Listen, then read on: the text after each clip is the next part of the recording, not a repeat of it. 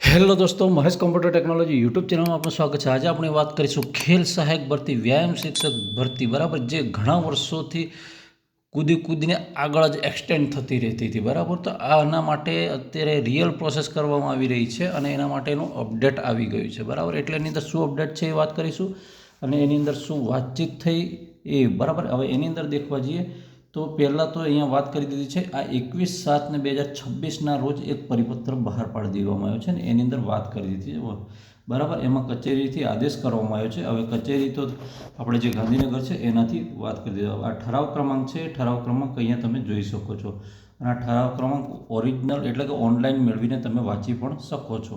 હવે અહીંયા તમને બીજી વધારે વાત ના કરતા સીધી વાત કરી દીધું કે શિક્ષણ વિભાગના વંચાણે લીધેલ ક્રમાંક નંબર 1, બરાબર, આયરો ક્રમાંક નંબર 1ની અંદર 501 કે તેથી વધુ ધરાવતી સંખ્યાવાળી જે શાળાઓ છે, એટલે કે જેમાં વિદ્યાર્થીઓની સંખ્યા 500થી ઉપર છે એવી સંખ્યાઓ દેખવા જઈએ, બરાબર, તો 1141 જેટલી સરકારી પ્રાથમિક શાળાઓ છે જેમાં વ્યાયામ શિક્ષકની નવી જગ્યા ઊભી કરવામાં આવેલ છે, એટલે કે ખાલી જગ્યાઓ વેકેન્સી પડેલી છે। જૂનીની વાત નથી, જે નવી છે એની અંદર આટલી છે, બરાબર। તો હવે એટલે ઓલરેડી આટલા તો લેવાના જ છે, એ સિવાય બીજા અત્યારે બીજી જગ્યાએ છે અને ગેપ પડશે, ખાલી જગ્યા પડશે, એ અલગ થશે। એટલે દેખવા જઈએ તો 1500ની આસપાસ થઈ જશે। પણ આમાં વંચાણે લીધેલ ઠરાવ ક્રમાંક 2 આ છે ના પત્રથી શિક્ષણ વિભાગ દ્વારા સરકારની રાજ્ય પ્રાથમિક શાળામાં કાયમી વ્યાયામ શિક્ષકની નિમણૂક કરવા માટેનો નિયમો ઘડવા માટે, એટલે નવો આરઆર આવે છે। કેવો આવે છે? ન્યૂ આરઆર આવે છે। શું આવે છે? New RR. અને એમાં શું છે? ન્યૂ આરઆરમાં કઈ કઈ બાબતોનો સમાવેશ થવાનો છે એની વાત કરીશું।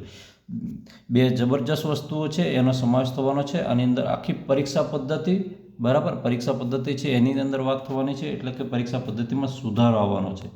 અત્યારે તમને હું હિન્ટ આપી દઉં છું, કેટલો આવશે, કઈ રીતનો આવશે એ તમને હમણાં આવશે એટલે ફરી પાછી મુલાકાત આપણી થઈ જશે। હવે જે આનો જે જૂની એનસીટી વાળો જે જાહેરનામું હતું તેથી આમાં પ્રાથમિક અને ઉચ્ચ પ્રાથમિક શાળા ઉચ્ચ પ્રાથમિકની અંદર વ્યાયામ શિક્ષકોની જરૂર ઊભી થઈ, બરાબર। અત્યારે એવું નહીં વિચારતા કે હા બની શકે કદાચ કે ખેલ મહાકુંભનું અત્યારે રજિસ્ટ્રેશન આ બધી પ્રોસેસ ચાલુ છે, બરાબર, એટલે કદાચ આ અપડેટ આવ્યું હોય એવું કદાચ તમને લાગી શકે, બરાબર। હવે કેવું છે કે આ વિદ્યાર્થીઓનો સર્વાંગી વિકાસ થાય એ ઉદ્દેશ્યથી શારીરિક શિક્ષણનું, રમતગમતનું મહત્ત્વ વધતું ગયું છે અને જેના કારણે નવી રાષ્ટ્રીય શિક્ષણ નીતિ, હવે તમને આપણે મૂળ મુદ્દા પર હું તમને લઈ જાઉં, નવી રાષ્ટ્રીય શિક્ષણ નીતિ છે ને એ છોડવાની નથી, જે NEP 2020, બરાબર, આ છે એ નથી છોડવાની। કેમ કે આવતી સાલ ધોરણ 9નો ટોટલી સિલેબસ બદલાવાનો છે અને જે તમને કદાચ ખબર હોય તો જે સબ્જેક્ટ છે, વોકેશનલ કોર્સ દાખલ કરીને પણ સબ્જેક્ટની સંખ્યા વધારવાની છે એન્ડ 3 ભાષાઓ ફરજિયાતવાળું પણ છે, ખબર હોય તો, બરાબર, 10મા ધોરણની અંદર, અને એની અંદર પણ એ થવાનું છે। અને 10માનો પણ સિલેબસ આવતી સાલ લગભગ બદલાઈ જશે, મને ખ્યાલ છે ત્યાં સુધી 99% બદલવાની વિચારણામાં છે। 2020 આગળથી લાગી જવાનું છે આવતી વર્ષ, એટલે બરાબર આખો સિલેબસ ચેન્જ થઈ જશે। હવે આમાં ધ્યાનમાં રાખીને શાળાઓમાં કાર્યરત તેમજ નવી ભરતી થનાર, હવે દેખજો શાળામાં જે કાર્યરત છે અને નવી ભરતી થનાર શિક્ષકોની શૈક્ષણિક અને વ્યવસાયિક લાયકાતો, દેખજો એજ્યુકેશનલ અને વ્યવસાયિક લાયકાતો છે એ ધોરણો નક્કી કરવાના। એટલે નવા આરઆરમાં શું આવવાનું છે કે તમારું જે ક્વોલિફિકેશન છે એની લઘુત્તમ લાયકાત કેટલી હોય છે, મહત્તમ કેટલી હોય છે અને બીજી અન્ય લાયકાતવાળા કેટલા લઈ શકાય। એટલે દાખલા તરીકે તમને કદાચ ખબર હોય તો નવો આરઆર આવે તો ટેટ 2ની અંદર તમને કદાચ હોય તો BRS વાળાને એવા પણ ફોર્મ ભરી શકતા હતા, બરાબર, એન્જિનિયરિંગવાળા પણ ભરી શકતા હતા। માની લો BCA એવું કરેલા હોય તો BCAની બાજુમાં કોમ્પ્યુટર એન્જિનિયરિંગવાળા પણ અંદર આવી શકતા હતા, એ લોકો પણ ટીચિંગ કાર્ય કરી શકે એક્ઝામ પાસ કરીને, એવી રીતે, બરાબર। એટલે આવી રીતે સુધારણા થવાનો છે, બરાબર, એટલે એમાં આખું અપડેટ આવવાનું છે।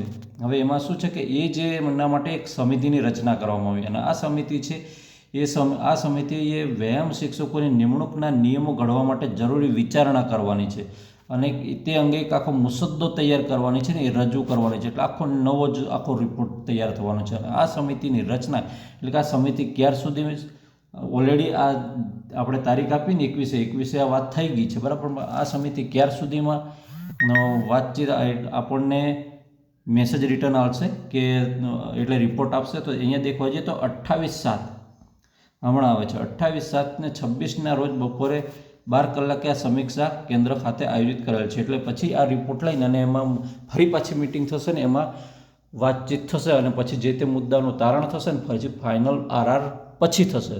પેલી 12 જણાની સમિતિ છે એ પહેલે ડિસ્કસ કરશે, ડિસ્કસ કરીને ફરી પાછી આ રીતે કામ કરશે. એટલે ફરી વાત કરવા જઈએ તો પરીક્ષા પદ્ધતિ પણ બદલાવાની છે, બરાબર. કદાચ દ્વિસ્તરીય આવી શકે, એવું પણ બની શકે. હવે કદાચ તમારે વિકલ્પોનો આવું કોઈ તૈયારી કરતા હોય જે હોય પ્રશ્ન તો આપણી ચેનલ પર પડેલા છે. 9 થી 10ના ટોટલ ટેક્સ્ટ બુકના MCQ આપણી પાસે અવેલેબલ છે, ઓનલાઈન જ છે આપણી યુટ્યુબ ચેનલ પર. હવે બેઠક ક્રમ અહીંયા વાત કરી દીધી છે. આ કેટલાક જે માન્ય જે અધિકારી સાહેબશ્રીઓ છે, બરાબર, એ બધા છે, અલગ અલગ જગ્યાના છે, બરાબર છે. માન લો આ દિલીપસિંહ ગોહિલ છે, નિયામક શારીરિક શિક્ષણ ભાવનગર યુનિવર્સિટીના, એ રીતે ટોટલી છે, બરાબર. અહીંયા તમે એને દેખી શકો છો, જરા વાંચી લેજો. હું ફટાફટ આને સ્ક્રોલ કરીશ, બરાબર. અને તમને વંચાશે એવું લાગી રહ્યું છે કે કાં તો સ્ક્રીનશોટ પાડી લેજો,